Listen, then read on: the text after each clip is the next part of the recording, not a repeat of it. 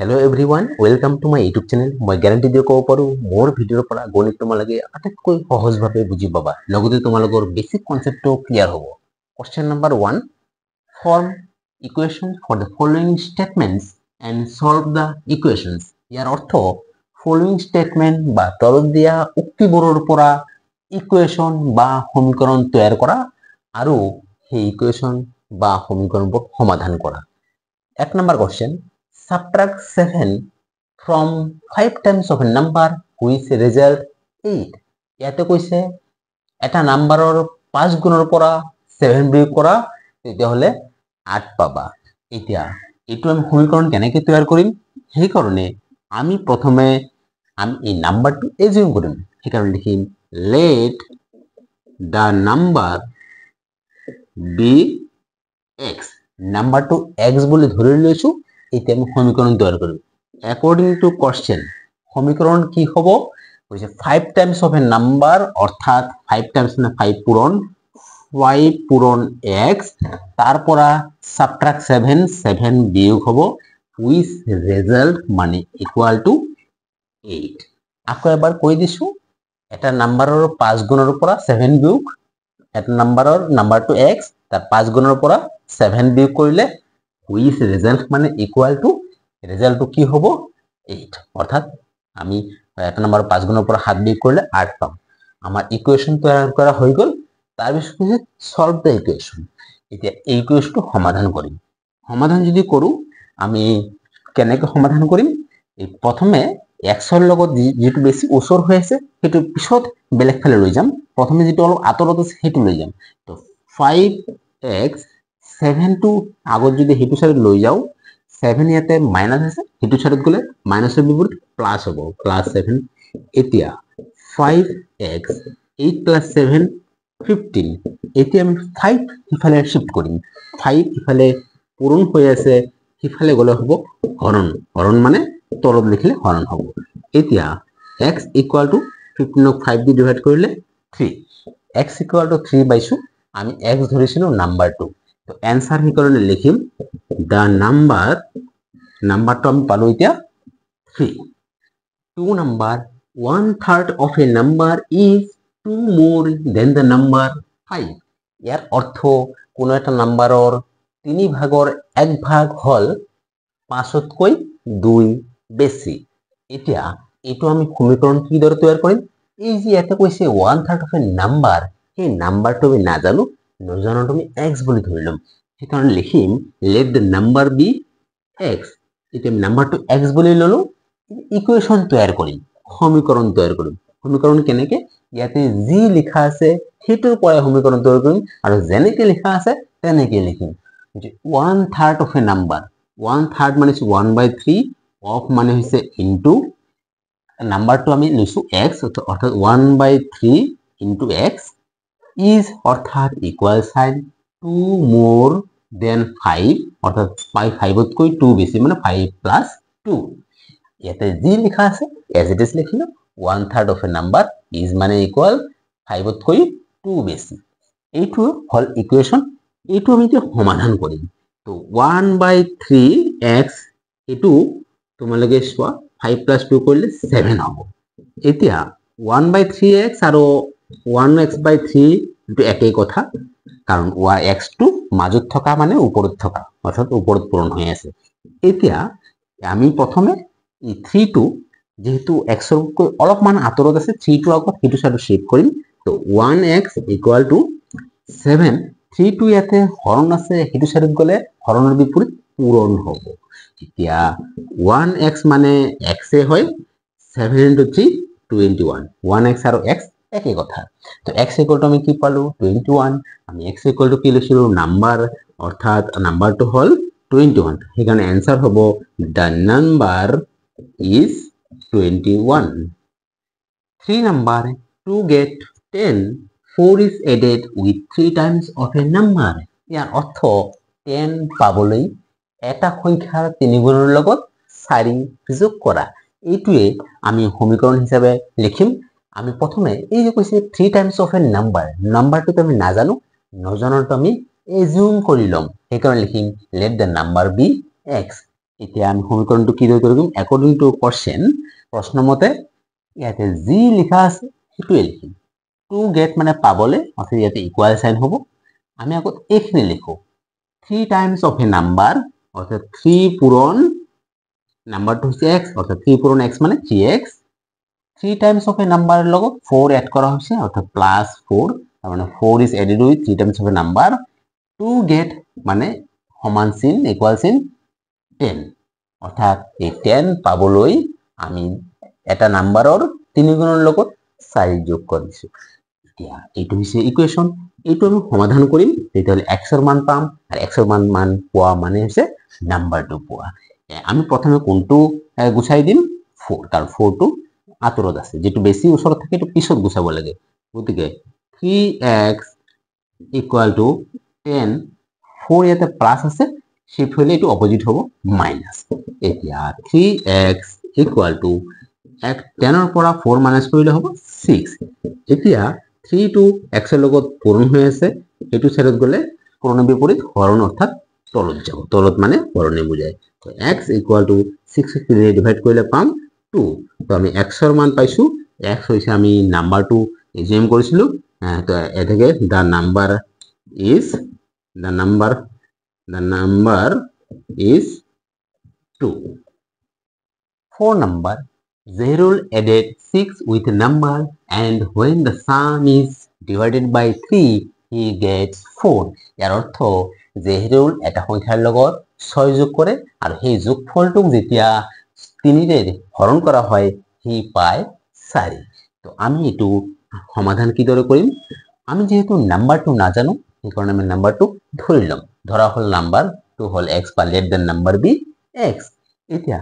Zahirul added 6 with a number নাম্বাৰটোৰ লগত 6 add কৰিছে মানে x plus 6 and when the sum মানে যোগফল এইটোৱে যোগফল sum is divided by 3 এইটো যেতিয়া 3 ৰে ডিভাইড কৰা মানে 3 তলত লিখা মানে ডিভাইড হয় he gets অৰ্থাৎ ইকুয়াল সাইন 4 অৰ্থাৎ ইয়াতে এই x এৰ লগত নাম্বাৰটোৰ লগত 6 যোগ কৰি এই যোগফলটো তিনি ডিভাইড কৰিলে Zahirul পায় 4 পায় মানে ইকুয়াল সাইন এটো হল এতে আমি সলিউশনটো উলাইলে হল x এর মান আমি প্রথমে 3 টো গুছাব লাগিব কারণ x এর লগত 4 টো 6 টো ভেরি ক্লোজ হৈ আছে যেটো বেছি ওচৰ এটো পিছত গুছাব লাগে তো x plus 6 3 ইয়াতে তলত আছে মানে হৰণ হৈ আছে শিফট কৰিলে তাৰ উল্টা পূৰণ হ'ব এতিয়া x plus 6 equal to 4 into 3 12 এতিয়া আমি এই 6 টো গুছাই দিম 6 টো ইয়াতে প্লাস হৈ আছে ইয়াত প্লাসৰ বিপৰীত মাইনাস হ'ব মাইনাস 6 হ'ব তো x equal to 12 minus 6 6 তো x equal to 6 পালো আমি কি ধৰিছিলো x হৈছে নাম্বাৰটো তাৰ মানে ইয়াতে যেটো নাম্বাৰৰ কথা Zahirul কৈছে সেই নাম্বাৰটো হৈছে 6 সেইকাৰণে লিখিম the number is 6 5 number when 4 is subtracted from 2/3 of a number the result is 7 ইয়াৰ অৰ্থ এটা সংখ্যাৰ 2/3 ভাগৰ পৰা যেতিয়া 4 বিয়োগ কৰা হয় তেতিয়া ৰেজাল্টটো পোৱা যায় 7 এইটো আমি ইকুয়েশনত লিখিম আমি নাম্বাৰটো নাজানো সেই কাৰণে আমি এজিউম কৰিছো let the number be x according to question তোমালোকে চোৱা ইকুয়েশনটো কি দৰে তৈয়াৰ কৰিম হৈছে 4 সাবট্ৰাক্ট কৰা হয় 4 বিয়োগ কৰা হয় তাৰ পৰা 2/3 অফ এ নাম্বার তো 2/3 অফ এ নাম্বার মানে 2/3 অফ নাম্বারটো হৈছে x অর্থাৎ 2/3 অফ এ নাম্বার তার পৰা বিয়োগ করা হয় 4 and the result মানে হৈছে result is মানে ইকুয়াল সাইন অর্থাৎ এটোৰ পৰা যি আনসাৰটো পোৱা যাব এটো হৈছে 7 এতিয়া এনেকে থকা অফ মানে পূরণ চিন গতিকে 2/3 পূরণ x minus 4 equal to 7 এনেকে 2/3 into x মানে actually x টো উপৰত লগত পূৰণ হ'ব গতিকে twice x by 3 minus 4 equal to 7 আমি প্ৰথমে এই 4 টো শিফট কৰিম কাৰণ এই 2 আৰু 3 x এৰ লগত বেছি ওচৰত আছে বেছি ওচৰটো পিছত শিফট কৰিব লাগে তো 2x by 3 equal to 7 4 টো ইফালে মাইনাস হৈ আছে গতিকে ইফালে প্লাস হ'ব এতিয়া twice x by 3 7 plus 4 11 এতিয়া আমি শিফট কৰিব 3 কাৰণ 2 টো বেছি ওচৰত আছে টুৱাইছ এক্স ইকুৱেল টু 3 ইফালে হৰণ হৈ আছে সেইটো চাইডত গ'লে পূৰণ হ'ব এতিয়া twice x equal to 11 into 3 33 এতিয়া 2 এক্সৰ লগত পূৰণ হৈ আছে সেইটো চাইডত গ'লে হৰণ হ'ব অৰ্থাৎ x ইকুৱেল টু 33/2 অৰ্থাৎ x ৰ মান হৈছে 33/2 এইটো হয় এনেকৈ ৰাখিব লাগিব নাইবা ইয়াক হৰণ কৰি পেলাই মিক্স ফ্ৰেকশনলৈ কনভাৰ্ট কৰিব লাগিব কিন্তু x ৰ মান 33/2 আৰু এইটো হৈছে উত্তৰ তো এইটো আমি জাস্ট এনসার হিচাপে লিখি দিম এনসার 33/2 অর্থাৎ ইয়াতে যে নাম্বারটো কথা হৈছে এই নাম্বারটো 33/2 6 number 6 times of a number is equal to 24 ইয়াতে কৈছে এটা সংখ্যাৰ 6 গুণ হল 24 আমি সংখ্যাটো না জানো নাম্বাৰটো না জানো সেইকাৰণে আমি প্ৰথমে লিখিম let the number be x এতিয়া according to question অৰ্থাৎ ইয়াতে প্ৰশ্নৰ মতে যি লিখা আছে 6 times of a number নাম্বাৰটোৰ 6 গুণ মানে 6 পূৰণ x মানে 6x is equal to কিমান হয় 24 তো নাম্বাৰটোৰ 6 গুণ হৈছে 24 এটো ইকুৱেশ্যন এটো আমি সলভ কৰিলে হল 6x এৰ লগত পূৰণ হৈ আছে আমি যদি 6 শিফট কৰিম তাৰ বিপৰীত হৰণ হ'ব অৰ্থাৎ 24 এনেকৈ হৰণ দি লিখিলেও হ'ব বা তলত লিখিলেও হ'ব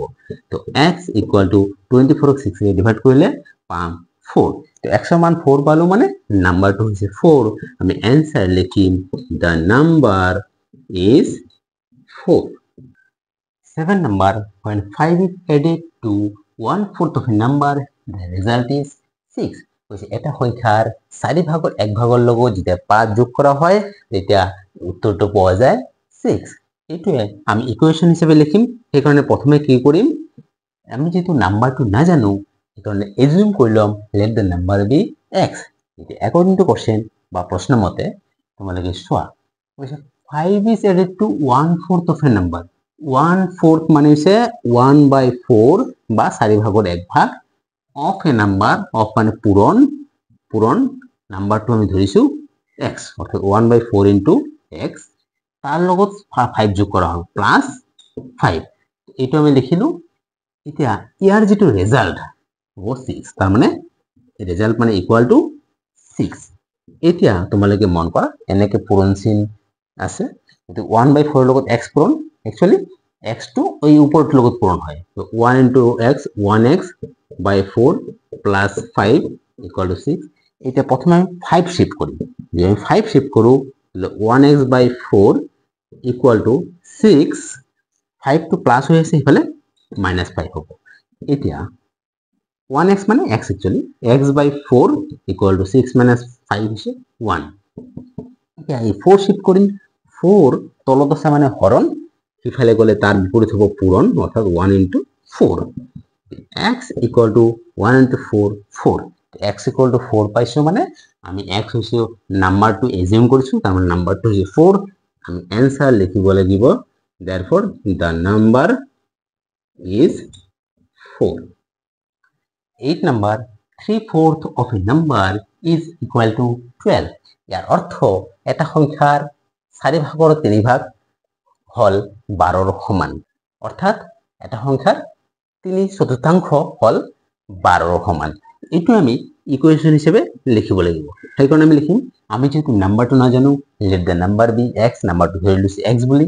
এতিয়া 3/4 of a number 3/4 মানে 3/4 অর্থাৎ 3/4 বা 4 ভাগৰ 3 ভাগ অফ মানে পূৰণ নাম্বাৰটো আমি লিখছো x অৰ্থাৎ এই 3/4 হৈছে নাম্বাৰটো is equal to মানে equal sign 12 এতিয়া ইকুয়েশন পাই গলো নিয়াৰ পৰতে সমান হ'ব এনেকে পূৰণ চিন থকা মানে একচুয়ালি এটো ওপৰত পূৰণ হ'ব 3 into x 3x by 4 equal to 12 এতিয়া প্ৰথমে 4 শিফট কৰিব লাগিব কাৰণ 3 টো বেছি ওচৰত আছে বেছি ওচৰটো পিছত শিফট কৰিব লাগে 3x equal to 12 into 4 এটো ডিভাইড হৈ আছে এগুলো পূৰণ হ'ব into 4 3x equal to 12 into 4 48 এতিয়া 3 ইফালে পূৰণ হৈ আছে এটো সব গলে হৰণ হ'ব 3x equal to 48 হৰণ 3 বা তলত লিখা একে তলত লিখিলে হৰণে বুঝায় x equal to 48 ক 3 এ ডিভাইড কৰিলে পাম 16 তো x equal to 16 মানে আমি নাম্বাৰটো লৈছিলো 16 সেইকাৰণে নাম্বাৰটো হ'ব, the number is 16. Question number 2. Length of a rectangle is more than its breadth by 5 cm. ইয়াৰ অৰ্থ এটা ৰেক্টেংগল বা আয়তৰ দৈৰ্ঘ্য হৈছে প্ৰস্থতকৈ 5 সেন্টিমিটাৰ বেছি। Perimeter of the rectangle is 26 centimetre আৰু সেই ৰেক্টেংগলটোৰ পেৰিমিটাৰ বা পৰিসীমা হৈছে 26 centimetre. Find the area of the rectangle আৰু ৰেক্টেংগলটোৰ কালি বা এৰিয়া নিৰ্ণয় কৰা। তো এইটোৰ সমাধান আমি কি কৰিম, আমি প্ৰথম সেন্টেন্সটো চাব লাগিব। ইয়াতে লিখা আছে ব্ৰেডথতকৈ লেংথটো 5 সেন্টিমিটাৰ ডাঙৰ। আমি ইয়াতে ব্ৰেডথ নাজানো, লেংথ নাজানো, সেইকাৰণে আমি ইয়াতে এটা ধৰি ল'ব লাগিব। আৰু কোনটো আমি ধৰি ল'ম, যিটো সৰু ব্ৰেড। সেইকাৰণে লিখিম let the breadth be x. Bread যদি x হয়, লেংথ কিমান হ'ব, ইয়াতে যেহেতু লিখাই আছে লেংথ ব্ৰেডথতকৈ 5 সেন্টিমিটাৰ বেছি, তো ব্ৰেড হৈছে x ধৰিছো, ইয়াতকৈ বেছি 5 বেছি মানে x + 5।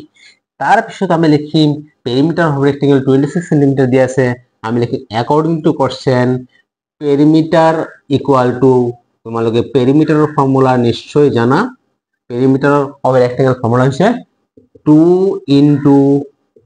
L + B। এতিয়া পেৰিমিটাৰটো দিয়াই আছে, সেইকাৰণে 26 লিখিম, আৰু 2 × L টো আমি ইয়াতে ধৰি লোৱা মতে পাইছো x + 5 আৰু ব্ৰেডথ হৈছে x। এতিয়া এইটো 26 ইফালে থাকক, তাৰপৰা 2 × ইয়াতে x + 5 + x, x আৰু x যোগ কৰিব পাৰিম, x আৰু যোগ কৰিলে 2x পাম +5। এতিয়া এই 2 ইয়াতে পূৰণ হৈ আছে গোটেইখিনিৰ লগত, গতিকে আমি যদি 2 এইটো সাথে আনো পূৰণ বিপৰীত হৰণ হ'ব, তেনেকৈ তলত যাব। এতে 2x + 5, 26ক 2 দি ডিভাইড কৰিলে আমি পাম 13 = 2x + 5। এতিয়া এই 5টো আমি প্ৰথমে এইটো সাইডত আনিব লাগিব। 13 5 যেহেতু প্লাস হৈ আছে, এইটো সাইডত আহিলে হ'ব -5 = 2x। 13 ৰ পৰা 5 মাইনাস কৰিলে 8 = 2x। এতিয়া সেই x ৰ লগত 2 পূৰণ হৈ আছে, এইটো ইফালে আহিলে হ'ব হৰণ, গতিকে 8 / 2x, 8ক 2 ৰে ডিভাইড কৰিলে পাম 4। তো x = 4, আৰ x টো কি, x হৈছে আমি লৈছো ব্ৰেড, আৰু তেতিয়াহ'লে আমি লিখিম therefore breadth = x, x হৈছে 4, গতিকে 4 সেন্টিমিটাৰ, আৰু length হৈছে x + 5, x + 5, অৰ্থাৎ x পাইছো 4 + 5 = 9 সেন্টিমিটাৰ। এতিয়া আমি ব্ৰেড পাই গলো 4 সেন্টিমিটাৰ, লেংথ পাই গলো 9 সেন্টিমিটাৰ। এতিয়া লিখিম therefore the area = area of rectangle formula তোমালোকে নিশ্চয় জানা, length * breadth, দৈৰ্ঘ্য পূৰণ প্ৰস্থ। এতিয়া লেংথ আমি এইমাত্ৰ উলিয়াইছো, লেংথ পাইছো 9 সেন্টিমিটাৰ, গতিকে 9 পূৰণ, আৰু ব্ৰেড পাইছো 4 সেন্টিমিটাৰ, গতিকে 4, 9 × 4 হৈছে 36 সেন্টিমিটাৰ স্কয়ার। অর্থাৎ এরিয়া পাই গলো, আমি অ্যান্সার লিখিম, এটা জাস্ট অ্যান্সার লিখিলে হল area = 36 centimetre square. Question number 3. Sum of the ages of Anupam, Rahul and Johirul is 32 years. Actually ইয়াতে 32 নহব, 22 হ'ব। তোমালোকে যদি চোৱা আমাৰ কিতাপৰ যেটো অ্যান্সার দিয়া আছে 32 মতে সেই অ্যান্সারটো নাহে, 22 হলেহে সেই অ্যান্সারটো আহিব, গতিকে ইয়াতে ভুলকে পেন্ডিং হৈছে। তো sum of the ages of Anupam, Rahul and Jahirul is 22 years. ইয়াৰ অৰ্থ অনুপম, ৰাহুল আৰু জহিৰুলৰ বয়সৰ সমষ্টি হৈছে 22 বছৰ। Anupam is 1 year younger to Rahul, Anupam ৰাহুলতকৈ 1 বছৰৰ সৰু। Jahirul is 2 years older than Rahul, Jahirul ৰাহুলতকৈ 2 বছৰৰ ডাঙৰ। ফাইন্ড দেয়াৰ এজেস, সিহঁতৰ বয়সৰ বয়স নিৰ্ণয় কৰা। ইয়াতে তোমালোকে চোৱা, ইয়াতে অনুপম, ৰাহুল আৰু জহিৰুলৰ কথা কোৱা আছে, আমি সিহঁতৰ বয়সৰ সমষ্টি দিয়া আছে, আৰু সিহঁতৰ বয়স কিদৰে নিৰ্ণয় কৰিম তোমালোকে চোৱা। সেকেন্ড যেটো সেন্টেন্স আছে তাতে ৰাহুল জহিৰুল আৰু অনুপমৰ বয়সৰ মাজত এটা সম্পৰ্ক দিয়া আছে। সেইটো কি? অনুপমৰ বয়স ৰাহুলতকৈ 1 বছৰৰ সৰু আৰু জহিৰুল ৰাহুলতকৈ 2 বছৰৰ ডাঙৰ। সেইকাৰণে আমি এইটো সমাধান কিদৰে কৰিম? আমি কাৰো বয়স নাজানো, এজনৰ বয়স আমি এজিউম কৰিব লাগিব, এইটো আমি ৰাহুলৰ বয়স এজিউম কৰিম, কাৰণ ৰাহুলৰ পৰাই দুয়োৰ বয়স নিৰ্ণয় কৰিব পাৰিম। সেইকাৰণে আমি লিখিম let the age of Rahul be x ইয়াৰ। এতিয়া তেতিয়াহ'লে অনুপমৰ কি হ'ব? এজ অফ অনুপম হ'ব ৰাহুলতকৈ 1 বছৰৰ সৰু, তাৰমানে x ৰ পৰা 1 মাইনাছ কৰিব লাগিব। তাৰপিছত এজ অফ জহিৰুল কিমান হ'ব? ৰাহুলতকৈ 2 বছৰ ডাঙৰ, কাৰণ ৰাহুলৰ হৈছে x, তাতকৈ 2 প্লাছ কৰিলে 2 বছৰ হ'ব। আমি 3ৰ বয়স আমি পালো, সেইকাৰণে লিখিম এতিয়া একৰ্ডিং টু কোৱেশ্চন। ইয়াতে লিখা আছে প্ৰথম চেন্টেন্সটো 3জনৰ বয়সৰ সমষ্টি 22 বছৰ, অৰ্থাৎ 3জনৰ বয়স যোগ কৰিলে যি পাম সেইটো হ'ব 22। তেতিয়াহ'লে ৰাহুলৰ হৈছে x প্লাছ তাৰপিছত x মাইনাছ 1 হৈছে অনুপমৰ, তাৰ লগত প্লাছ হ'ব জহিৰুলৰ x প্লাছ 2। এইটো ৰাহুল, এইটো অনুপম আৰু এইটো হৈছে জহিৰুল। তিনিটা বয়সৰ সমষ্টি দিয়া আছে 22। এতিয়া আমি এইটো সমাধান কৰিম। তোমালোকে চোৱা, গোটেইকেইটা x আমি যদি একেলগে ৰাখো এইটো হ'ব x plus x plus x, তাৰপিছত এইটো মাইনাছ 1, এইটো প্লাছ 2 ইকুৱেল টু 22। তোমালোকে চোৱা, তিনিটা x প্লাছ কৰিলে হ'ব 3x, এইটো মাইনাছ 1, এইটো প্লাছ 2, বেলেগ চিন হ'লে বিয়োগ, 2ৰ পৰা 1 বিয়োগ কৰিলে 1, ডাঙৰটো হৈছে 2, তাৰ চিন প্লাছ, গতিকে উত্তৰ আগত প্লাছ দিব লাগিব 22। 3x ইকুৱেল টু 1 আগত হিচাপে লৈ যাব লাগিব, যেহেতু 1টো অলপ আঁতৰত আছে। 22 মাইনাছ 1, 3x ইকুৱেল টু 21, 3 লৈ যাব লাগিব, 3x ৰ লগত পূৰণ আছে, সেইটো চাইডত গ'লে হৰণ হ'ব, হৰণ মানে তলত, তো x ইকুৱেল টু 7, হৰণ কৰিলে 7 পাম। এতিয়া তোমালোকে চোৱা, আমি x ৰ মান পাই গৈছো, মানে আমি 3ৰ বয়স পাই যাম। এতেকে the age of Rahul, age of Rahul কিমান তোমালোকে চোৱা, ৰাহুলটো ধৰি লৈছো আমি x, x ৰ মান 7 পাইছো, মানে ৰাহুলৰ বয়স হৈছে 7 ইয়াৰ্ছ। তাৰপিছত the age of অনুপমৰ কিমান তোমালোকে চোৱা, অনুপম হৈছে ৰাহুলতকৈ 1 বছৰ কম, মানে x মাইনাছ 1, অৰ্থাৎ 7 মাইনাছ 1 ইকুৱেল টু 6 ইয়াৰ্ছ। আৰু এজ অফ জহিৰুলটো কি? ৰাহুলতকৈ 2 বছৰ ডাঙৰ, অৰ্থাৎ x প্লাছ 2, x মানে প্লাছ 2 মানে 7 প্লাছ 2 ইকুৱেল টু 9 ইয়াৰ্ছ। আমি 3জনৰ বয়স পালো। Question number 4, age of Anjan's grandfather is 72 years. ইয়াৰ অৰ্থ অঞ্জনৰ গ্ৰেণ্ডফাদাৰৰ বয়স হ'ল 72 বছৰ। Age of grandfather is 2 years more than 7 times the age of Anjan. আৰু অঞ্জনৰ গ্ৰেণ্ডফাদাৰৰ হৈছে অঞ্জনৰ বয়সৰ 7 গুণতকৈ 2 বেছি। ফাইণ্ড দ্য এজ অফ অঞ্জনৰ বয়স নিৰ্ণয় কৰা। অৰ্থাৎ ইয়াতে এই প্ৰশ্নটোত দিয়া আছে অঞ্জনৰ গ্ৰেণ্ডফাদাৰৰ বয়স 72 ইয়াৰ্ছ, আকৌ কৈছে অঞ্জনৰ গ্ৰেণ্ডফাদাৰৰ বয়স অঞ্জনৰ বয়সৰ 7 গুণতকৈ 2 বেছি। তেতিয়াহ'লে অঞ্জনৰ বয়স কিমান? আমি প্ৰথমে অঞ্জনৰ বয়স ধৰি ল'ম। Let the age of Anjan be x। অঞ্জনৰ বয়স আমি x বুলি ধৰিছো, তেতিয়াহ'লে এজ অফ গ্ৰেণ্ডফাদাৰ কিমান হ'ব? Age of grandfather equal to, গ্ৰেণ্ডফাদাৰৰ বয়স 72 ইয়াৰ্ছ আছে এইটো নহয়, আমি অঞ্জনৰ লগত সম্পৰ্ক থকাকৈ যিটো বয়স, অঞ্জনৰ বয়সৰ 7 গুণতকৈ 2 বেছি, তাৰমানে অঞ্জনৰ বয়স আমি x ধৰিছো, 7 গুণ মানে 7 ইনটু x 7x, তাতকৈ 2 বেছি 7x প্লাছ 2। তো এইটো হৈছে গ্ৰেণ্ডফাদাৰৰ বয়স, আকৌ গ্ৰেণ্ডফাদাৰৰ বয়স 72 ইয়াৰ্ছ বুলিও দিয়া আছে।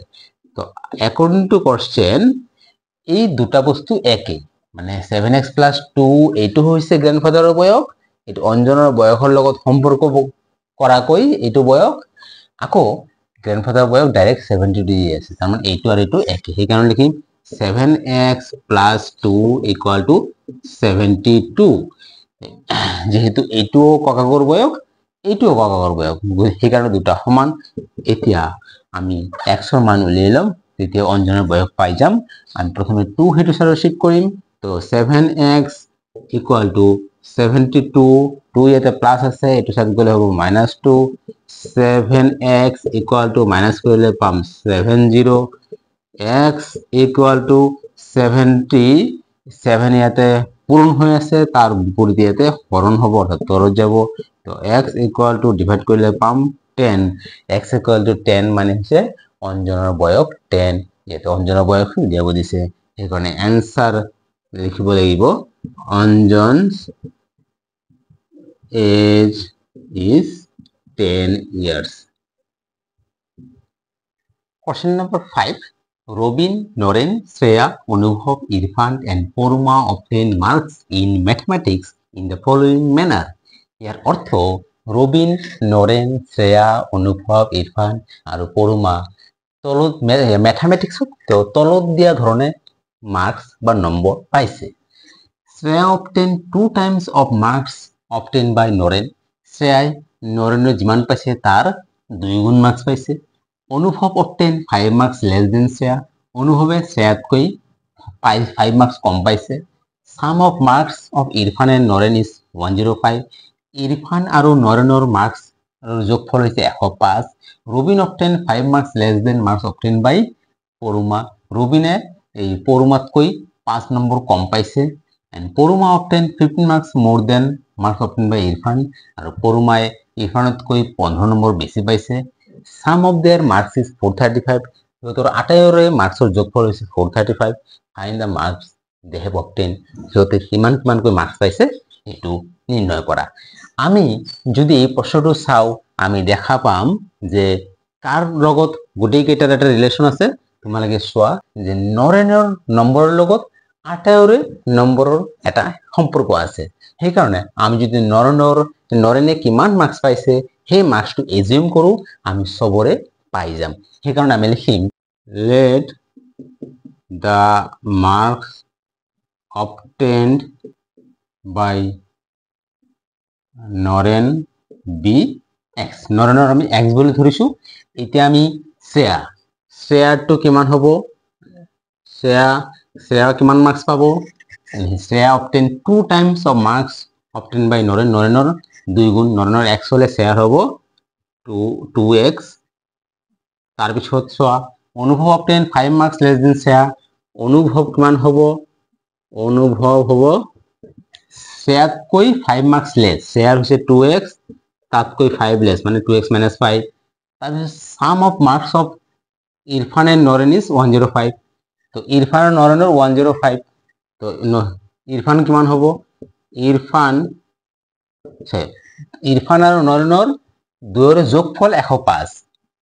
তেতিয়াহলে এই অকল ইৰফানৰ কিমান হ'ব এই যোগফলটোৰ পৰা এই নৰেনৰ মাইনাস কৰি দিম x 105 - x কাৰণ ইৰফান আৰ নৰেনেৰ একেলগে 105 তেতিয়াহলে আমি তো নৰেনৰটো জানোয়ে x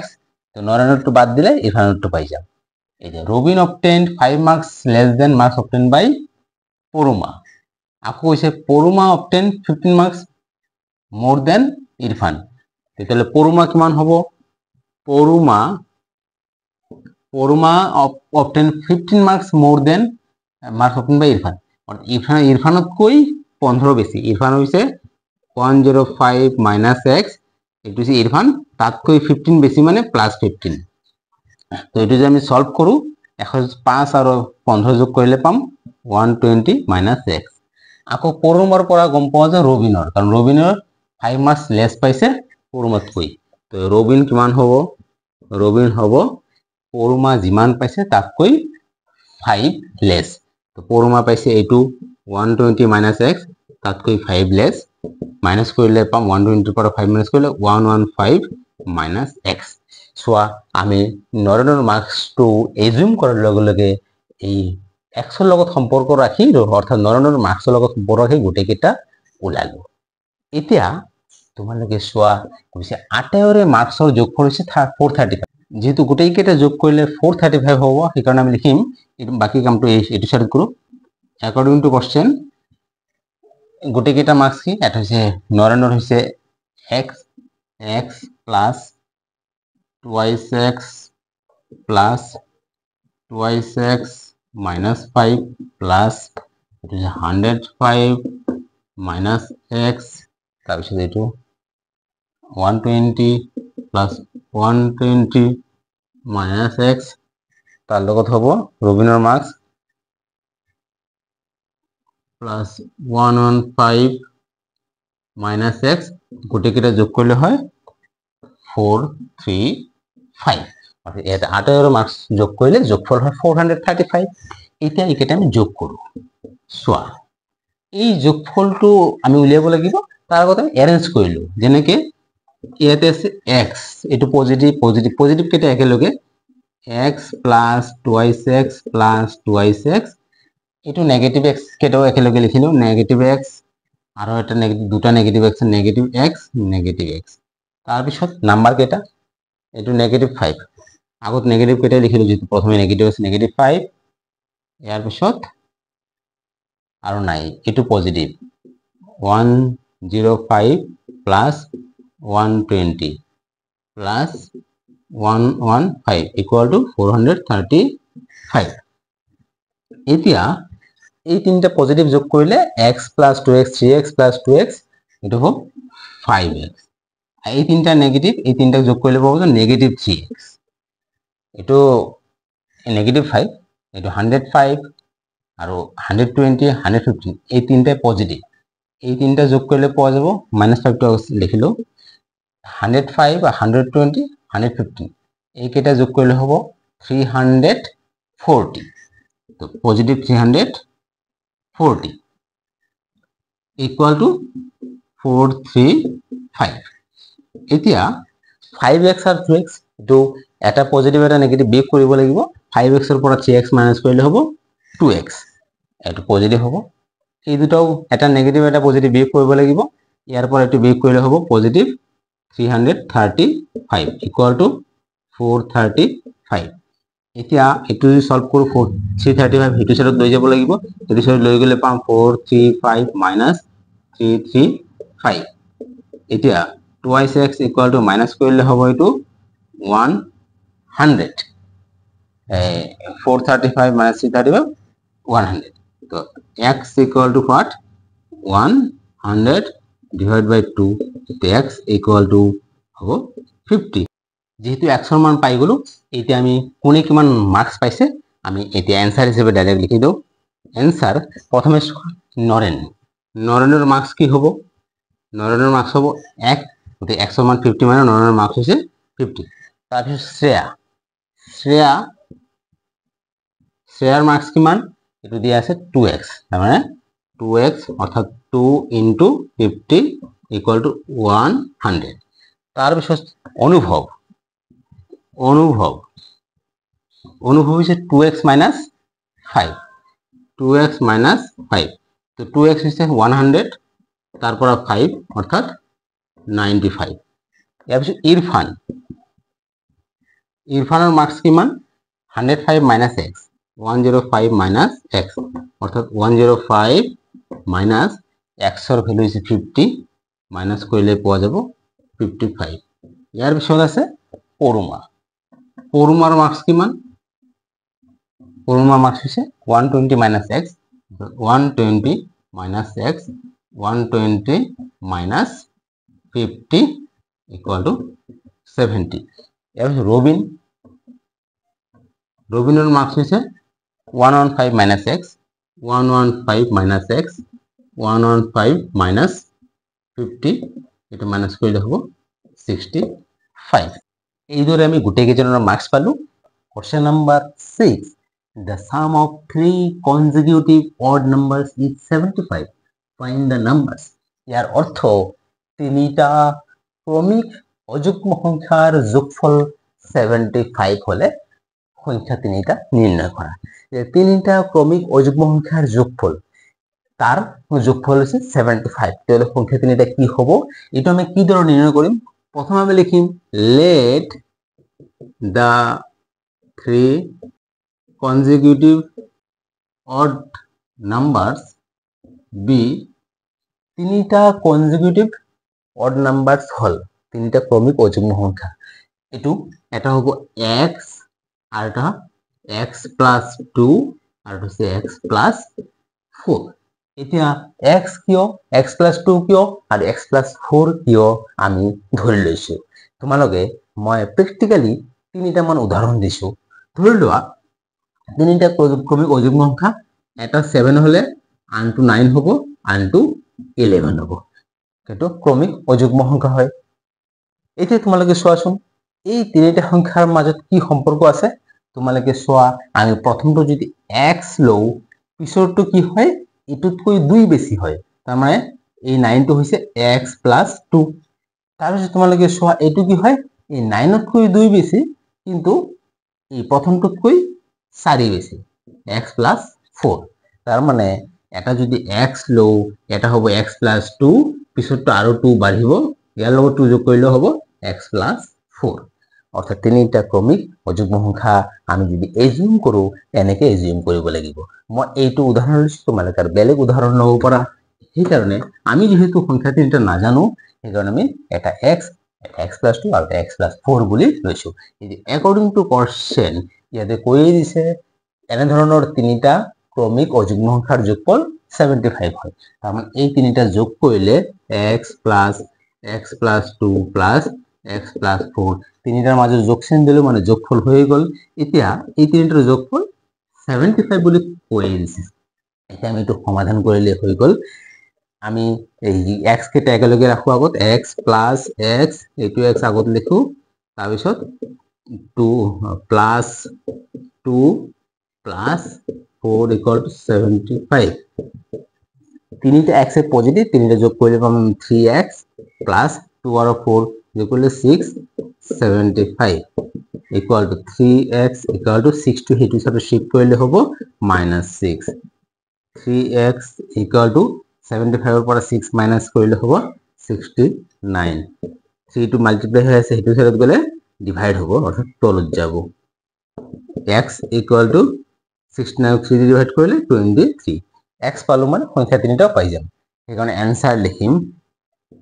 the three consecutive odd numbers হল এটা হইছে x এটা x তার মানে এটা হইছে 23 আর এটা হবে x + 2 তার মানে x + 2 অর্থাৎ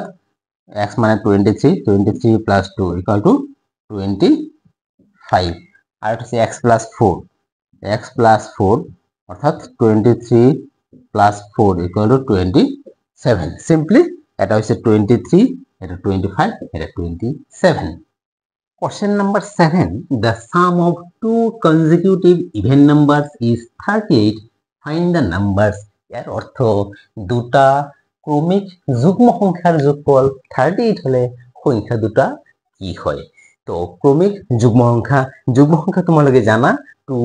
4 6 8 10 এই দৰে আৰু ক্ৰমিক যুগ্ম সংখ্যা মানে এটাৰ পিছত আনটো মানে গ্যাপ নোহোৱাকৈ যেনে এটা 2 হলে নেক্সট 4 তাৰপিছত 6 এন ধৰণৰ এটা যদি 20 হয় নেক্সট হ'ব 22 তাৰপিছত হ'ব 24 এই ধৰণৰ আমি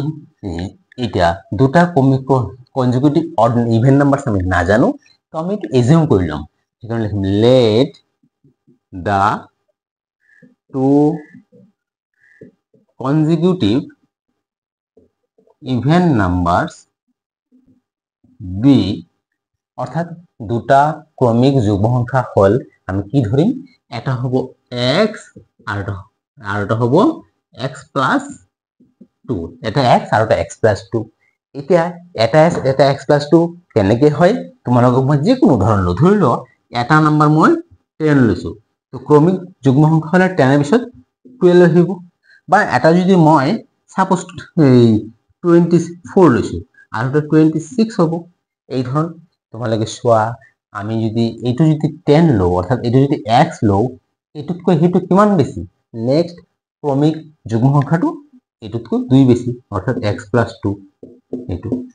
এইটো উদাহরণ তোমালোকে চাব পাৰা এইটো ক্রমিক যুগ্ম সংখ্যা হয় আমি যদি এইটো x লওঁ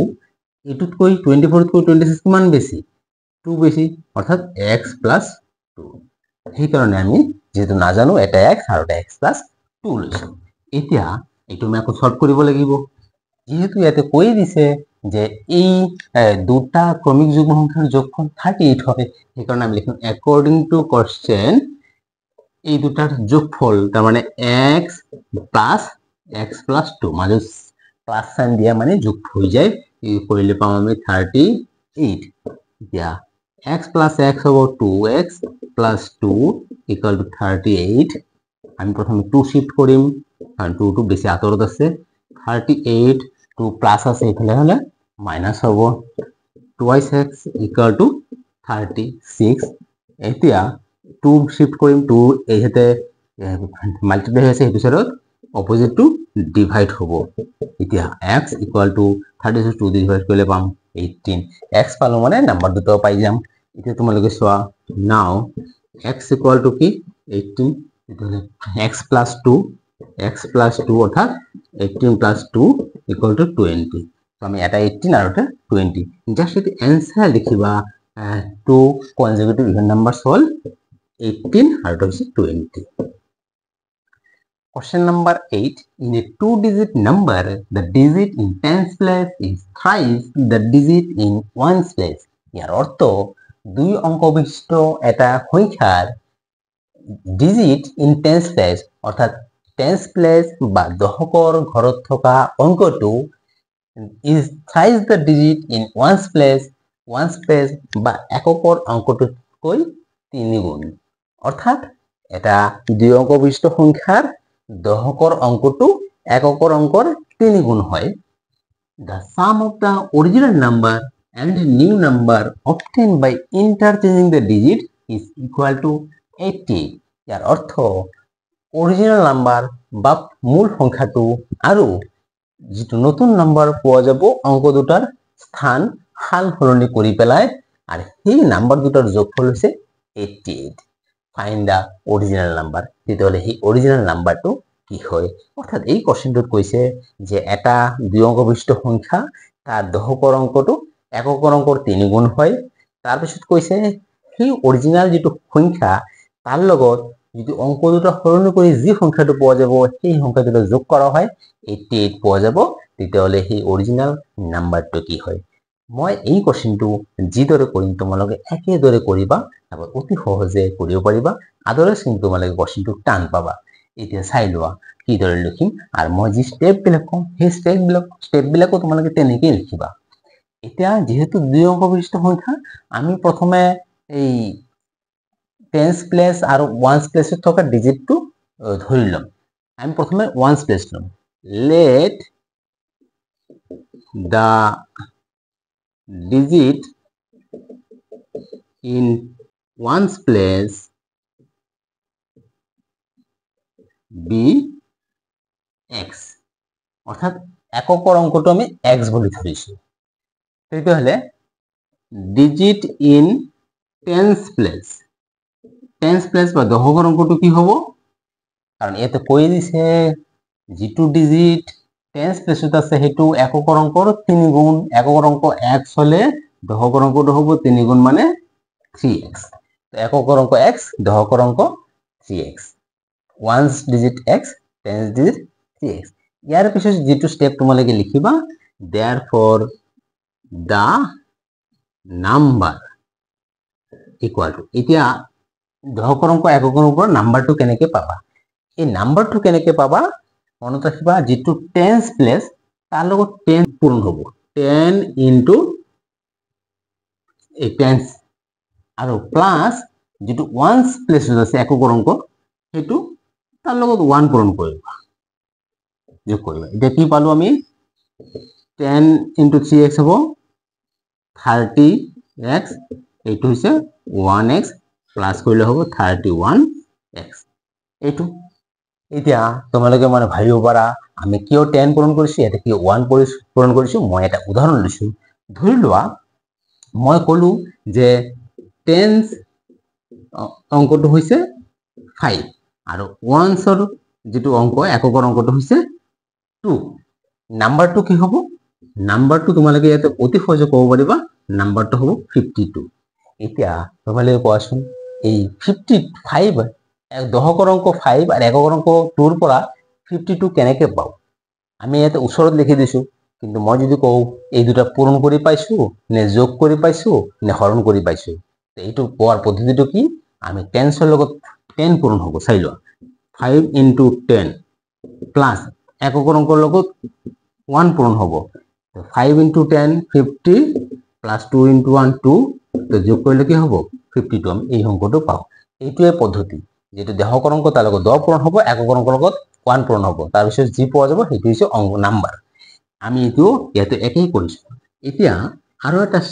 স্টেপ কৰিব লাগিব এইটো হৈছে অৰিজিনাল নাম্বাৰ এই লিখিব লাগিব দা number by interchanging the digit the number interchanging the digits অর্থাৎ এই ডিজিট দুটো যদি ইন্টারচেঞ্জ করা হয় তেতিয়াহলে নাম্বারটো কি হ'ব অর্থাৎ ডিজিট দুটো স্থান হাল সলনি হলে নাম্বার কি হ'ব এটো মনত ৰাখিবা যদি স্থান হাল সলনি হয় তেতিয়াহলে 10s to 1s হ'ব আৰু 1s to 10 হ'ব যেনে ধৰি লোৱা এই 10s to মই যদি 5 ধৰো 1s to যদি মই 2 ধৰো এটো নাম্বাৰটো হ'ব 52 আৰু হাল সলনি কৰিলে তেতিয়া 10s to হৈ যাব 2 আৰু 1s to হৈ যাব 5 এটো হ'ব নাম্বাৰটো হ'ব 25 অৰ্থাৎ হাল সলনি কৰিলে এই 1s to 10s হৈ যাব 10s to 1 হ'ব তেতিয়াহলে আমি কি কৰিম নাম্বারটো কি হ'ব আমি 10 into x লিখিম প্লাস 1 into 3x কারণ এই x টো এটা 10s বা দশকৰ অংক হ'ব এটো একৰ অংক হ'ব আর নাম্বারটো আমি এনেকৈ পাব এতিয়া 10 into x হ'ব 10x plus 1 into 3x is 3x এই দুটা প্লাস কৰিলে পাম 13x এইটো এতিয়া এই স্টেপখিনি কৰিব লাগিব কৰাৰ পিছত আমি বাকি স্টেপখিনি তোমালোকে চোৱা এটো হৈছে অৰিজিনাল নাম্বাৰ এটো হৈছে অংক দুটাৰ স্থান হাল সলনি কৰি পেলাই যেটো নাম্বাৰ পোৱা যায় according to question এই কোশ্চেনটো কৈয়ে দিছে যে অৰিজিনাল নাম্বাৰ আৰু যেটো নতুন নাম্বাৰ পোৱা যাব এই অংক দুটাৰ স্থান হাল সলনি কৰি পেলাই সেই দুটাৰ যোগফল 88 অৰ্থাৎ এইটো নাম্বাৰ আৰ এইটো নাম্বাৰ যোগ কৰিলে পোৱা যাব 88 অৰ্থাৎ 31x plus 13x equal to 88 এই দুটা যোগ কৰিলে হ'ব 44x equal to 88 x 44 হেতু সাথে শিফট কৰিলে হ'ব এটো ইনটু হৈ আছে হেতু সাথে ধৰে ডিভাইড হ'ব অথবা হৰণ হ'ব তলত যাব এতিয়া x equal to 88 44 দিয়ে ডিভাইড কৰিলে 2 পোৱা যাব x ৰ মান 2 পালো মানে এতিয়া আমি নাম্বাৰটো পাই যাম অৰিজিনাল নাম্বাৰটো কি হয় এইটো হয় therefore the original number equal to original number to 31x 31x অকাল 31 into x ৰ মান পাইছো আমি 2 গতিকে 31 into 2 equal to 62 এইটোৱে answer answer হ'ব 62 this is the original number বা তোমালোকে যেহেতু x পায়ে গৈছা x টো আমি কি বলি ধৰিছিলো x ধৰিছিলো আমি 1s প্লেস তাৰ মানে এটো হ'ব 1s ডিজিট কি হ'ব 1s হ'ব 2 আৰু 10s টো আমি কি ধৰিছিলো 10s টো ধৰিছিলো 3x তাৰ মানে 3 into 2 6 চাই লোৱা এটা কি হ'ব 62 এ হ'ব গতিকে এইদৰে কৰিব পাৰা হেতু কৰিব পাৰা question number 9 the sum of three consecutive numbers is 48 find the numbers ইয়াৰ অৰ্থ তিনিটা ক্ৰমিক সংখ্যাৰ যোগফল হৈছে 48 তেতিয়া হলে সংখ্যা তিনিটা নিৰ্ণয় কৰা এতিয়া consecutive numbers বা ক্ৰমিক নাম্বাৰ consecutive numbers বা ক্ৰমিক নাম্বাৰ কি হয় অৰ্থাৎ এটাৰ পিছত আনটো সংখ্যা এবিলাক কোৱা হয় ক্ৰমিক নাম্বাৰ বা ক্ৰমিক সংখ্যা যেনে ধৰি লোৱা 6 7 8 9 এবিলাক মানে মাজতো কিন্তু গ্যাপ ৰাখা নাই এই ধৰণৰ কৈ গলে হেবিলাক ক্ৰমিক নাম্বাৰ বা ক্ৰমিক সংখ্যা হয় এতিয়া আমি তিনিটা ক্ৰমিক সংখ্যাৰ যোগফল দিয়া আছে সংখ্যা তিনিটা কিদৰে নিৰ্ণয় কৰিম আমি প্ৰথমে সংখ্যা তিনিটা ধৰি লম সেইকাৰণে লিখিম let the 3 consecutive numbers be তিনিটা কনজিকিউটিভ নাম্বারস আমি কি বলি ধরিম এটা ধরিম x আর এটা ধরিম x plus 1 আর এটা হবো x plus 2 এতিয়া কিয় আমি x plus 1 x plus 2 ধৰিছো এই যে তোমালোকক এটা এক্সাম্পল দি মই বুজাই দিছো মই ধৰি লৈছো যে তিনিটা ক্ৰমিক সংখ্যা এনেকুৱা এটা যদি 7 হয় আর এটা 8 হবো আর এটা 9 হবো কারণ এই তিনিটা ক্রমিক ভাবে আছে মাজতে আর বেলেগ সংখ্যা আহা নাই এটা তোমালোকে চোৱা ধৰি লোৱা আমি না জানো তিনিটা সংখ্যা তেতিয়াহলে আমি প্ৰথমটো আমি x লব পাৰো প্ৰথমটো যদি x লও পিছৰটো কি হ'ব x plus 1 হ'ব কিয় কাৰণ এইটো 7 তো 8 কেনেকৈ পোৱা যায় 7 ৰ লগত 1 প্লাস কৰিলে 8 পোৱা যায় তাৰ মানে x ৰ লগত 1 প্লাস কৰিব লাগিব আকৌ এই 9 টো এইটো কি হ'ব এইটোতকৈ ঠিক 1 বেছি তাৰ মানে ইয়াৰ লগত x যোগ কৰিব লাগিব x plus 1 plus 1 তাৰ মানে x plus 2 কাৰণ এইটো 8 plus 1 হয় হ্যাঁ ইয়াত যি আছে তাৰ লগত 1 বেছি হ'ব বা 7 তকৈ 2 বেছি হয় তাৰ মানে 7 plus 2 7 টো যদি x লো হেতু x plus 2 তোমালোকে যি দৰে ভাবা হেতুৱে হ'ব তো হেৰি কাৰণ আমি ক্ৰমিক তিনিটা সংখ্যা আমি x x plus 1 আৰু x plus 2 বুলি লৈছো এতিয়া আমি এই কেইটাৰ সমাধান নিৰ্ণয় কৰিম ইয়াতে দিয়া আছে তিনিটা সংখ্যাৰ যোগফল 48 এখন লিখিম according to question প্ৰশ্ন মতে এই তিনিটা যোগ মানে হিয়তৰ মাজত যোগ চিন দিয়া মানে যোগফল তো x plus x plus 1 আৰু এটা হৈছে x plus 2 তিনিটাৰ মাজত যোগ চিন দিলে মানে যোগফল হৈ গল আৰু হেতু দিয়া আছে 48 এতিয়া x plus x plus x তিনিটা x প্লাস কৰিলে হ'ব 3x আৰু 1 plus 2 হ'ব 3 equal to 48 আমি প্ৰথমে 3 হেতু সাবস্টিটিউট কৰিম কাৰণ এইটো 3 লৈ যাব নোৱাৰো বেছি ওচৰত হৈ আছে তো 48 এটো প্লাস 3 হৈ যাব মাইনাস 3 এতিয়া 3x equal to 48 minus 3 is 45 এতিয়া x equal to 3 ইফালে পূৰণ হৈ আছে হেতু সাইডত তাৰ বিপৰীত হৰণ হ'ব হৰণ মানে তলত x equal to 45 ৰ পৰা 3 minus 45 3 দি ডিভাইড কৰিলে 15 x 15 পালো মানে সংখ্যা তিনিটা পাই যাম এটা চাই লোৱা নাও x plus 1 কি হ'ব 15 plus 1 equal to 16 আৰু x plus 2 হ'ব 15 plus 2 equal to 17 are x তো 15 হয় এটা জাস্ট আমি आंसर লিখিম आंसर এটা সংখ্যা হৈছে 15 আর এটা সংখ্যা হৈছে 16 আর এটা সংখ্যা হৈছে 17 Question number 10 the sum of two numbers is 40 ইয়াৰ অৰ্থ দুটা সংখ্যাৰ যোগফল 40 one number is 10 more than the other number এটা সংখ্যা আনটোতকৈ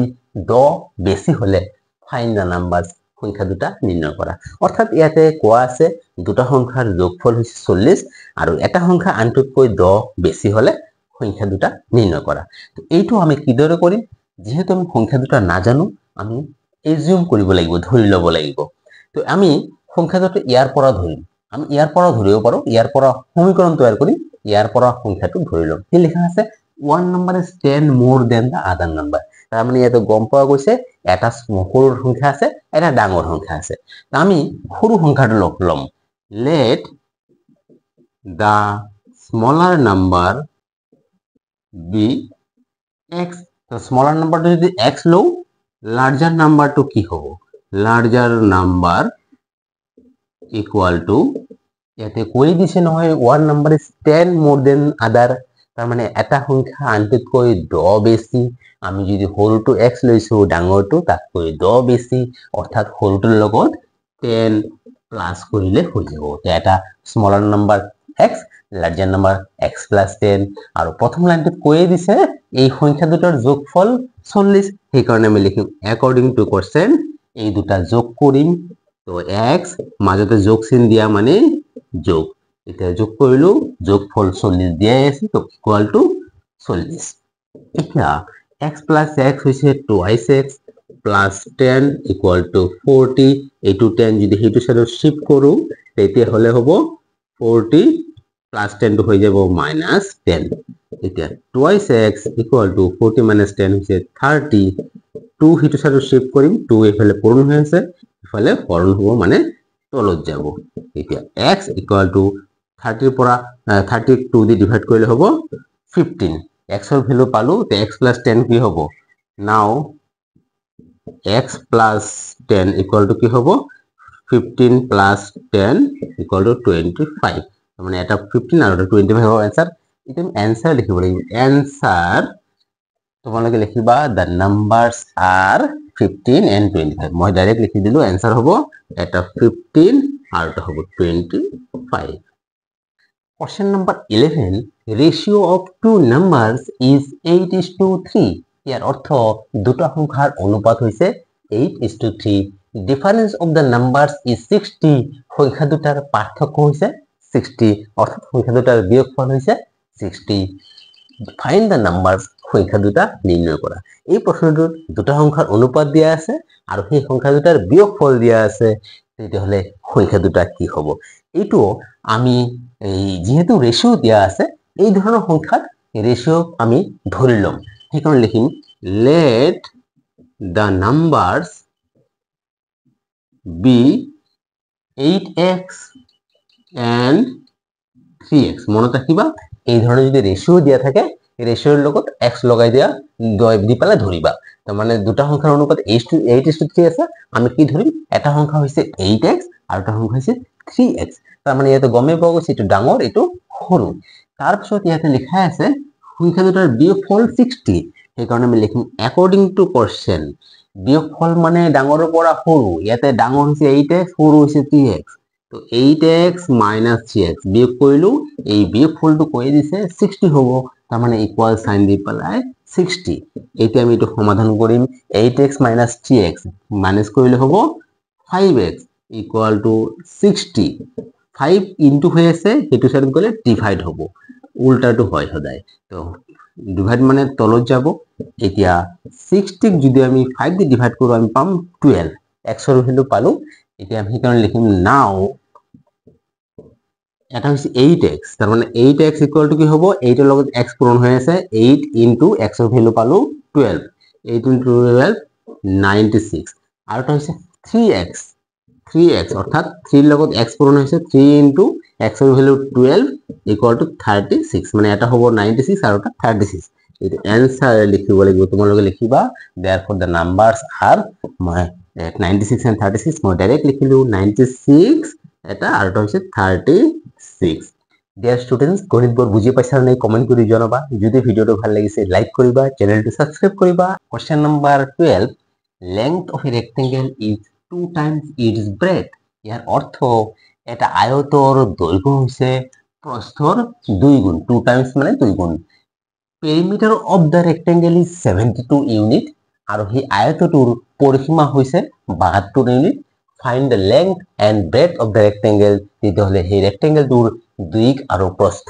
নিৰ্ণয় কৰা অৰ্থাৎ ইয়াতে দিয়া আছে যে এটা আয়তৰ দৈৰ্ঘ্য হৈছে প্ৰস্থৰ 2 গুণ আৰু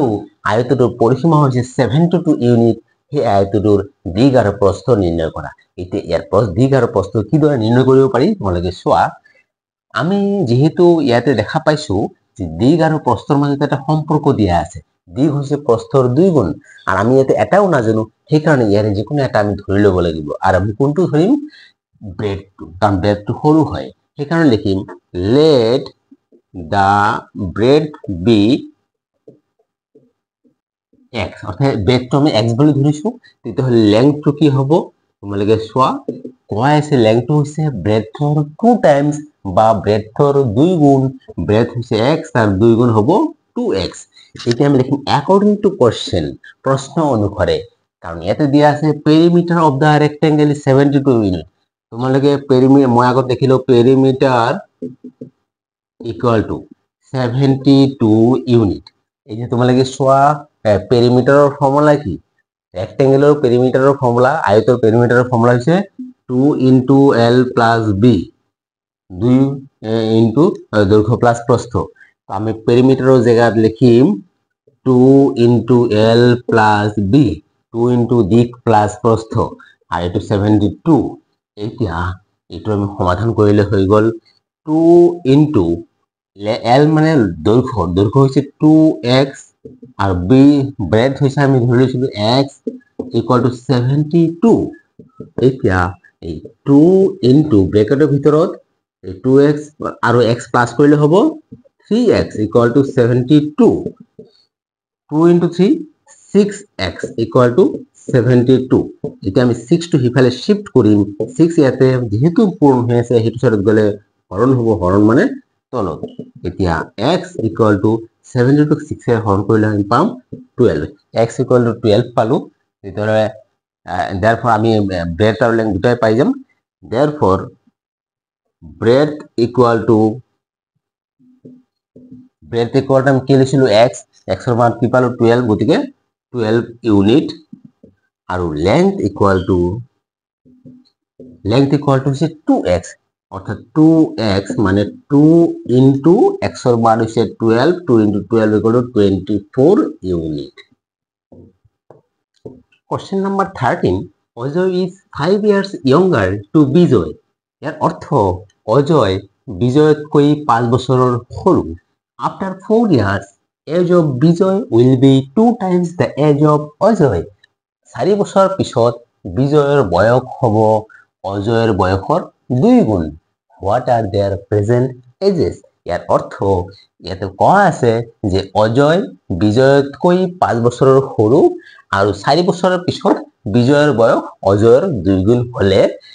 সিহঁতৰ বৰ্তমান বয়স কিমান।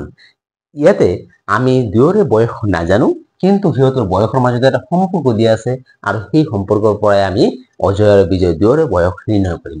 আমি চাব লাগিব যে অজয় আৰু বিজয়ৰ ভিতৰত কোনে সৰু। তোমালোকে চোৱা ইয়াতে অজয় সৰু বিজয় ডাঙৰ। আমি সৰুজনৰ বয়স এজিউম কৰিলে বেছি ভাল। আমি সেইকাৰণে লিখিম let the present age of Ajoy be x। আমি অজয়ৰ প্ৰেজেন্ট এজ x বুলি ধৰিছো। এতিয়া বিজয়ৰ এজ কিমান হ'ব, তো age of Vijay, age of Vijay কিমান হ'ব, কাৰণ ইয়াতে কৈছে Ajay is 5 years younger to Vijay. Ajay বিজয়তকৈ 5 বছৰ সৰু, তাৰ মানে বিজয় অজয়তকৈ 5 বছৰ ডাঙৰ, অৰ্থাৎ অজয় বিজয়ৰ বয়স অজয়তকৈ 5 বছৰ বেছি, x plus 5 হ'ব। এতিয়া এইটো হৈছে প্ৰেজেন্ট এজ অফ। তাৰপিছত আৰু এটা কাম কৰিবা after 4 years। After 4 years age of Ajay, after 4 years অজয়েৰ এজ কিমান হ'ব, x plus 4 হ'ব। আৰু after 4 years age of Vijay, after 4 years বিজয়ের এজ কিমান হ'ব, হেতু কি হ'ব, বিজয়ের এজ কিমান আছে x plus 5, তাৰ লগত আৰু 4 যোগ হ'ব ইকুয়াল টু x plus 9। এতিয়া 4 বছৰ পিছত x plus 4 কিয় হ'ব, তুমি নিজৰ এজ বা নিজৰ বয়স দি তুলনা কৰাচোন। এতিয়া তোমাৰ বয়স যিমান আছে 4 বছৰ পিছত তোমাৰ বয়স কিমান হ'ব, এতিয়া বয়সৰ লগত 4 আৰু বেছি হ'ব, 4 বছৰ যোগ কৰিব লাগিব। তো 4 বছৰ পিছত অকল অজয়ৰ বয়স নাবাঢ়ে, দুয়োৰে বয়স বাঢ়িব। সেই কাৰণে অজয়ৰ বৰ্তমান বয়স যদি x হয় 4 বছৰ পিছত আৰু 4 বাঢ়িব, অৰ্থাৎ x plus 4। বিজয়ৰ বৰ্তমান বয়স যদি x plus 5 হয় 4 বছৰ পিছত তাৰো 4 বছৰ বাঢ়িব, সেইকাৰণে ইয়াৰ লগত 4 যোগ কৰিছো, এনেকে x plus 9। এতিয়া আমি লিখিম ইকুৱেশ্যন তৈয়াৰ কৰিম, সমীকৰণ। ইয়াতে চোৱা কৈছে 4 years পিছত, মানে এই দুটা বয়স তাৰ পৰা উলিয়াব লাগিব। After 4 years age of Bijoy will be 2 times the age of Ajoy. So age of বিজয়, বিজয়ের এজ কিমান x plus 9 উইল বি মানে ইকুয়াল 2 টাইমস, অর্থাৎ 2 পূরণ age of Ajoy. Age of Ajoy হৈছে x plus 4। আকৌ তোমালোকে চোৱা 4 বছৰ পিছত এইটো হৈছে অজয়ৰ বয়স, এইটো হৈছে বিজয়ৰ বয়স। 4 বছৰৰ পিছত বিজয়ৰ বয়স অৰ্থাৎ x plus 9 উইল বি মানে ইকুয়াল সাইন, আৰু কিমান হ'ব অজয়ৰ বয়সৰ 2 গুণ। এইটো হৈছে আমাৰ ইকুৱেশ্যন। এইটো এতিয়া সলভ কৰিলে হৈ গ'ল x plus 9 ইকুয়াল টু 2 দুয়োটাৰ লগতে পূৰণ, গতিকে 2 আগত x ৰ লগত পূৰণ কৰিলে 2x আৰ 2 4 এৰ লগত গুণ কৰিলে +8 এতিয়া x + 9 2x টো ইফালে আনিলে হ'ব -2x = 8 এতিয়া x - 2x আমি 9 টো যদি সিফালে লৈ যাও +9 টো -9 হ'ব এতিয়া এইটো x মানে একচুয়ালি 1x হয় এই এটা পজিটিভ এটা নেগেটিভ এনে ধৰণৰ এটা পজিটিভ এটা নেগেটিভ হলে বিয়োগ কৰিবা 2 ৰ পৰা 1 বিয়োগ কৰিলে 1x ডাঙৰ হৈছে 2x গতিকে 2x ৰ চিন মাইনাস ডাঙৰৰ চিনটো উত্তৰ আগত দিবা এটো কি 8 এইটো পজিটিভ এটো নেগেটিভ তো বিয়োগ কৰিব লাগিব 9 - 8 1 এটা ডাঙৰটো হৈছে নেগেটিভ গতিকে উত্তৰ আগত নেগেটিভ তে দুয়োফালে নেগেটিভ নেগেটিভ ক্যান্সেল হৈ যাব আর 1x মানে x অর্থাৎ x = 1 x = 1 পালো মানে অজয়ৰ বয়স পালো আৰ বিজয়ৰ বয়স কিমান হ'ব x + 5 আমি সেইকাৰণে লিখিম therefore age of Ajay = x মানে x ৰ মান 1 পাইছো অৰ্থাৎ অজয়ৰ বয়স হৈছে 1 ইয়াৰ আৰু age of বিজয় এটো প্রেজেন্ট এজ হয় বিজয়ের এজ হইছে x + 5 x + 5 অর্থাৎ x এর ভ্যালু হইছে 1 1 + 5 অর্থাৎ 6 ইয়ার্স অর্থাৎ অজয়ের বয়স হইছে 1 বছর বিজয়ের বয়স হইছে 6 বছর question number 14 age of Roman's father is 4 times the age of Roman ইয়ার অর্থ রোমেনর দেউতাকৰ বয়স ৰোমেনৰ বয়সৰ 4 গুণ after 5 years the age of Roman's father will be 3 times the age of Roman 5 বছৰ পিছত ৰোমেনৰ দেউতাকৰ বয়স হ'ব ৰোমেনৰ বয়সৰ 3 গুণ what are their present ages সিহঁতৰ বৰ্তমান বয়স কিমান অৰ্থাৎ এই প্ৰশ্নটো দিয়া আছে যে ৰোমেনৰ দেউতাকৰ বয়স ৰোমেনৰ বয়সৰ 4 গুণ 5 বছৰ পিছত ৰোমেনৰ দেউতাকৰ বয়স ৰোমেনৰ বয়সৰ 3 গুণ হলে সিহঁতৰ বয়স কিমান হ'ব বৰ্তমান বয়স কিমান এতিয়া ইয়াৰ সমাধান আমি কিদৰে কৰিম আমি ৰোমেনৰ দেউতাকৰ বয়স আৰ ৰোমেনৰ বয়স কাৰো বয়স নাজানো সেই কাৰণে আমি যিকোনো এটা বয়স x বুলি ধৰি লম কাৰ বয়স ধৰিম জুনে সৰু এতে ৰোমেনৰ বয়স কম আছে ৰোমেনৰ বয়সটো আমি x বুলি ধৰি লম সেই কাৰণে লিখিম let the present age of Roman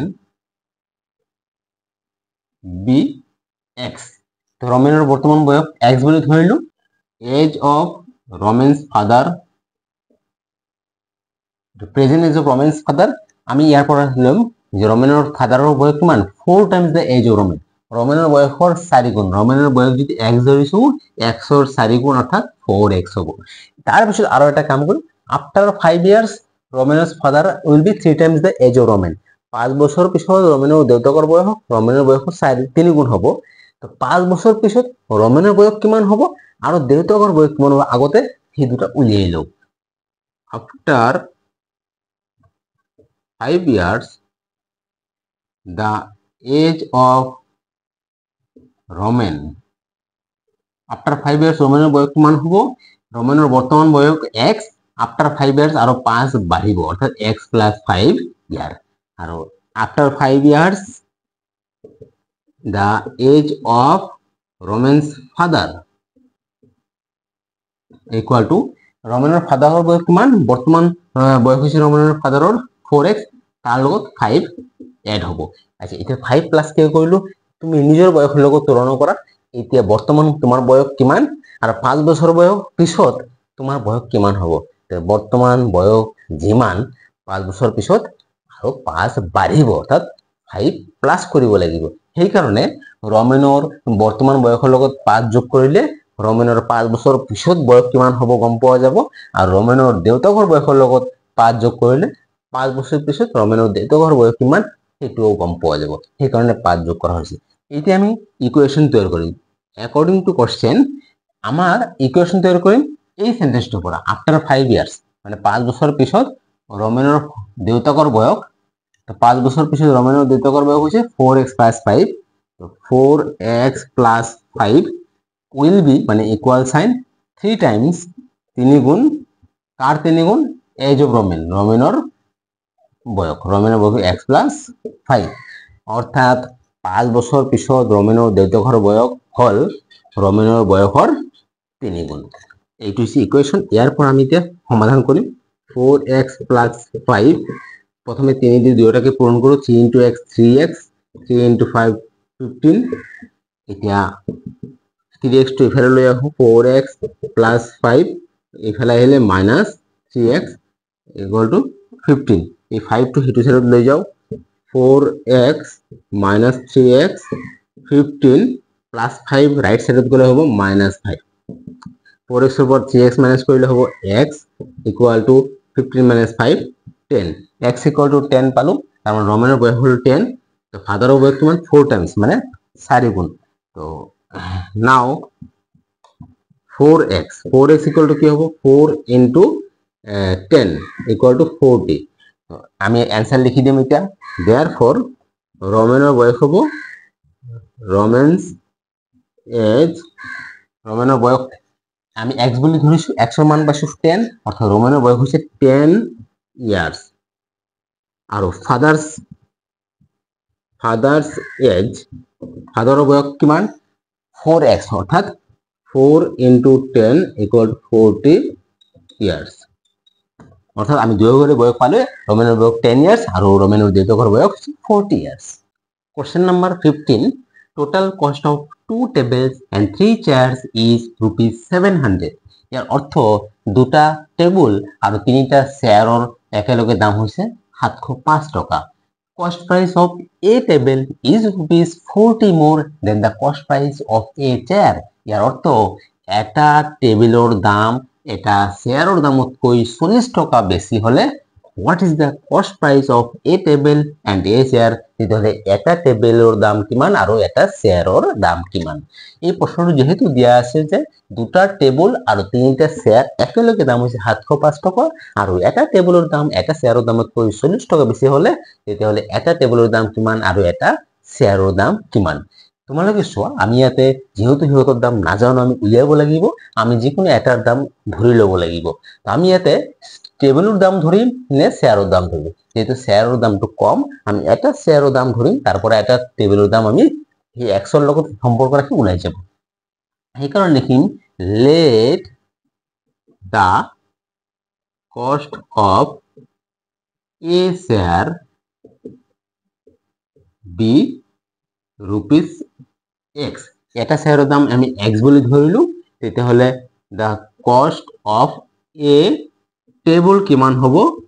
এটা টেবিলৰ দাম হ'ব ইয়াতে লিখাই আছে নহয় cost price of a table is rupees 40 more than the cost price of a chair তার মানে এটা টেবিলৰ দাম এটা চেয়াৰৰ দামতকৈ 40 টাকা বেছি তেতিয়াহলে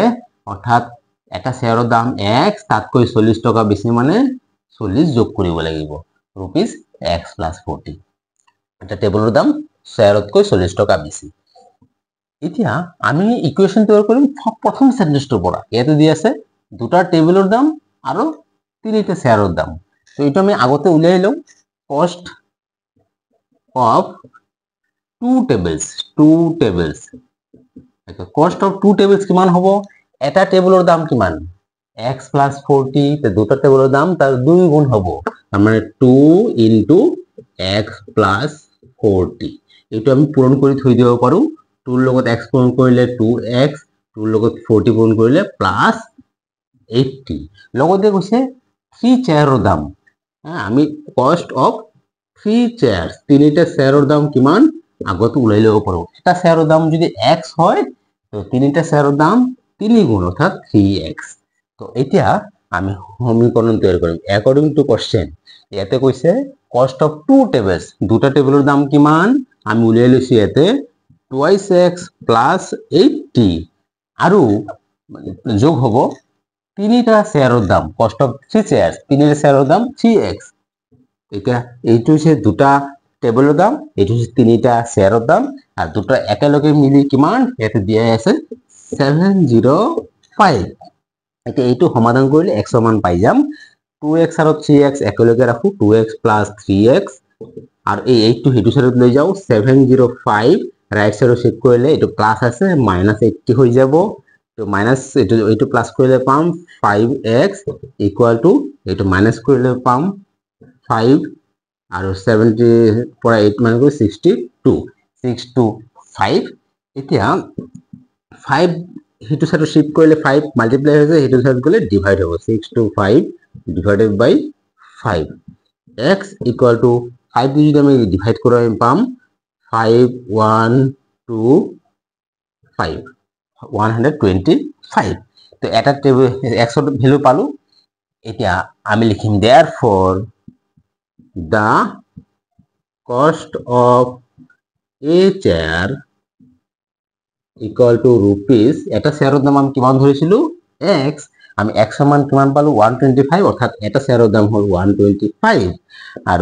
the cost of a table এটা টেবিলের দাম আমি কিমান বলি ধরেছিল x plus 40 তো rupees x এর মান হইছে 125 তার লগত 40 যোগ হবো এটু যোগ করলে পাওয়া যাব rupees 165 অর্থাৎ এটা শেয়ারের দাম হইছে 125 আর এটা টেবিলের দাম হইছে 165 Question number 16 difference of measures of two complementary angles is 12 degree what are the measures of two angles ইয়াতে দিয়া আছে দুটা কমপ্লিমেন্টারি অ্যাঙ্গেলসৰ পাৰ্থক্য হৈছে 12 ডিগ্ৰী আৰু তেতিয়া হলে সেই কমপ্লিমেন্টাৰি অ্যাঙ্গেলস দুটাৰ যোগ কিমান এটা কমপ্লিমেন্টাৰি অ্যাঙ্গেলস বা পূৰক কোণ প্ৰথমে আমি জানি লও কমপ্লিমেন্টাৰি অ্যাঙ্গেলস বা পূৰক কোণ কি হয় মনত ৰাখিবা দুটা কোণৰ যোগফল যদি 90 ডিগ্ৰী হয় তেতিয়া হলে এটা কোণক আনটোৰ কমপ্লিমেন্টাৰি অ্যাঙ্গেলস বুলি কোৱা হয় বা পূৰক কোণ কোৱা হয় যেনে ধৰিলো এটা কোণ যদি 50 ডিগ্ৰী হয় আৰোটা 40 ডিগ্ৰি হবো আৰ সেই দুটাৰ যোগফল 90 অৰ্থাৎ এইটো এটা আনটোৰ পূৰক কোণ আৰু ধৰি লোৱা যদি এটা কোণ 70 ডিগ্ৰি হয় আৰোটা 20 ডিগ্ৰি হবো কাৰণ 70 আৰু 20 যোগ কৰিলে 90 ডিগ্ৰি হয় এইবিলাক হৈছে একোটা পূৰক কোণ বা কমপ্লিমেন্টাৰি অ্যাঙ্গেলস ইয়াতেও দিয়া আছে দুটা কমপ্লিমেন্টাৰি অ্যাঙ্গেলসৰ বিয়োগফল হৈছে 12 ডিগ্ৰি তাৰ মানে ডাঙৰটোৰ পৰা সৰুটো বিয়োগ কৰিলে 12 ডিগ্ৰি পোৱা যাব তেতিয়া হলে এই পূৰক কোণ বা কমপ্লিমেন্টারি অ্যাঙ্গেল দুটা কি হয় তো আমি যেহেতু না জানো আমি যে কোনো একটা অ্যাঙ্গেল ধরিলাম সেই কারণে লিখিম let the smaller angle be x আমি স্মলার অ্যাঙ্গেলটো x ধৰিছো তেতিয়া হলে the larger angle তো কি হ'ব যেহেতু কোৱা আছে যে দুটা কমপ্লিমেন্টাৰি অ্যাঙ্গেলসৰ ডিফাৰেন্স হৈছে 12 ডিগ্ৰি মানে ডাঙৰটো আৰু সৰুটোৰ মাজত 12 ডিগ্ৰি পাৰ্থক্য অৰ্থাৎ ডাঙৰটোতকৈ সৰুটো 12 ডিগ্ৰি কম বা সৰুটোতকৈ ডাঙৰটো 12 ডিগ্ৰি বেছি হ'ব আমি যেহেতু স্মলাৰ টু x লৈছো লাৰ্জাৰ টু অৰ্থাৎ ডাঙৰটো ইয়াতকৈ 12 বেছি হ'ব গতিকে x plus 12 হ'ব according to question এতিয়া আমি অলপ আগতে গম পাইছো দুটা কমপ্লিমেন্টারি অ্যাঙ্গেলৰ যোগফল 90 ডিগ্ৰি হয় অৰ্থাৎ এই দুটা কমপ্লিমেন্টাৰি কোণ হয় আমি যদি ইহঁতক যোগ কৰো অৰ্থাৎ x plus 12 কৰো আমি 90 ডিগ্ৰি পাম যেহেতু এইটো আৰু এইটো কমপ্লিমেন্টাৰি অ্যাঙ্গেলস হয় ইহঁতৰ যোগফল 90 ডিগ্ৰি হবই লাগিব এতিয়া এইটো আমি সমাধান কৰিলে হ'ল x plus x হৈছে 2x plus 12 equal to 90 degree 12 to আমি হেতু সাইডত শিফট কৰিম তো twice x equal to 90 minus 12 হ'ব কারণ plus 12 to minus 12 twice x equal to 90 পৰা 12 মাইনাস কৰিলে হ'ব 78 ডিগ্ৰি এই তাৰ পিছত x equal to 2 ইফালে মাল্টিপ্লাই হৈছে হেতু সাইডত গলে ডিভাইড হ'ব 78 divided by 2 তো x equal to 78 2 the divide কৰিলে পাম 39 তো x এর ভ্যালু পালো 39 x পাও মানে আমি স্মলার অ্যাঙ্গেলটো পাই গলো আর লার্জার অ্যাঙ্গেলটো হবে x plus 12 আমি নাও x plus 12 to ফাইন্ড কৰিলো x plus 12 equal to 39 plus 12 equal to 51 আমি দুটাই পালো এটি অ্যানসার লিখি দিলে হল অ্যানসার তোমালোকে এনেকে লিখিব পাৰা therefore two complementary angles are 39 degree and 51 degree মই জাস্ট অ্যানসারটো লিখি দিম তো দুটা পূৰক কোণ বা কমপ্লিমেন্টাৰি অ্যাঙ্গেলস হল এটা হৈছে 39 ডিগ্ৰি আৰ ওটা হৈছে 51 ডিগ্ৰি ডিয়াৰ স্টুডেন্টস গণিত বৰ বুজি পাইছা নে কমেন্ট কৰি জনাবা যদি ভিডিওটো ভাল লাগিছে লাইক কৰিবা চ্যানেলটো সাবস্ক্ৰাইব কৰিবা আৰু বন্ধু বান্ধৱীৰ লগত ভিডিওটো শেয়াৰ কৰিবা থ্যাংক ইউ